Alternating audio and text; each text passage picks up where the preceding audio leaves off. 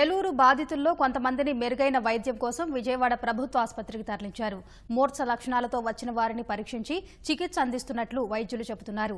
22 మందికి వైద్య సాయం అందిస్తుండగా ఇప్పటికే 2 డిశ్చార్జ్ చేసినట్లు వెల్లడించారు. పూర్తి వివరాలు మా ప్రతినిధి జయప్రకాష్ అందిస్తారు.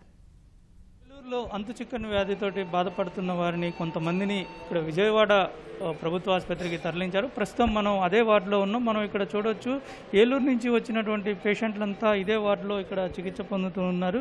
2 రోజుల నుంచి సుమారుగా 22 మంది ఇక్కడికి వచ్చినట్లు అధికారులు చెప్తూ ఉన్నారు. మొదట మూర్ఛకు సంబంధించి ఫిట్స్, వాంతులు తోటి ఇక్కడికి వచ్చారనేటువంటిది చెప్తూ ఉన్నారు. అయితే 2 రోజుల నుంచి వారికి చికిత్స చేయడంతో పాటుగా తదుపరి అబ్జర్వేషన్ కూడా చేస్తున్నారు అనేటువంటిది వైద్యులు చెప్తూ ఉన్నారు.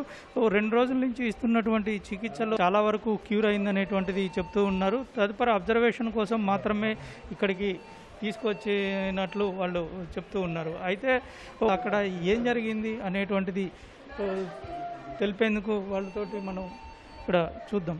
చెప్పండమ్మా, అసలు ఏం జరిగింది? అసలు పాప బోన్ చేస్తూ ఫిట్స్ వచ్చి పడిపోయింది సడన్లీగా.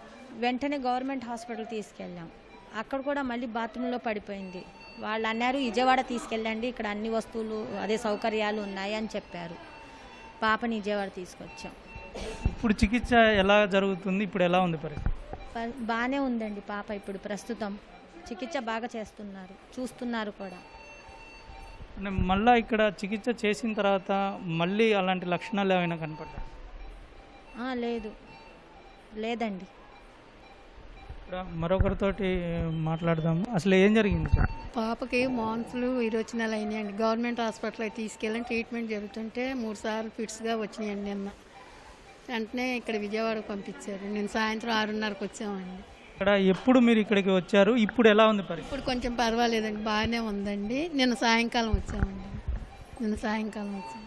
పర్లేదు, ట్రీట్మెంట్ బాగానే ఇస్తున్నారండి, పర్లేదండి. వచ్చాక మోషన్స్ అది అవ్వలేదండి, అదే ఫిట్స్ కూడా రాలేదండి. అదే ఇది ఇక్కడ ఉన్నటువంటి పేషెంట్స్ చెప్తూ ఉంది. ఇక్కడకు వచ్చిన తర్వాత ట్రీట్మెంట్ జరుగుతుంది అనేటువంటి చెప్తూ ఉన్నారు. కొంతమందికి అబ్జర్వేషన్లో ఉంచి మళ్ళీ అటువంటి లక్షణాలు కనుక బయటపడితే వారికి మెరుగైన చికిత్స చేస్తూ ఉన్నారు. అదేవిధంగా వాళ్ళ నమూనాలు కూడా ఇక్కడ పరిశీలిస్తూ ఉన్నారు. వైరాలజీ ల్యాబ్లో వాళ్ళకి సంబంధించినటువంటి నమూనాలను పరిశీలించారు. ఇప్పటి వరకు వైరస్, బ్యాక్టీరియాకి సంబంధించిన లక్షణాలు ఏమీ వీళ్ళల్లో కనపడలేదనేటువంటిది చెప్తూ ఉన్నారు. అయితే అసలు దీనికి సంబంధించి ఇప్పటికే ఎయిమ్స్ అధికారులు మాత్రము నమూనాలలో భారలోహాలు ఉన్నాయి అనేటువంటిది తెలుస్తూ ఉంది. ఇది ఎలా వచ్చింది అనేటువంటి దానిపైన పూర్తి స్థాయిలో పరీక్షలు చేస్తామనేటువంటిది చెప్తూ ఉన్నారు. కెమెరామెన్ కోటితో జయప్రకాష్, ఈటీవీ న్యూస్, విజయవాడ.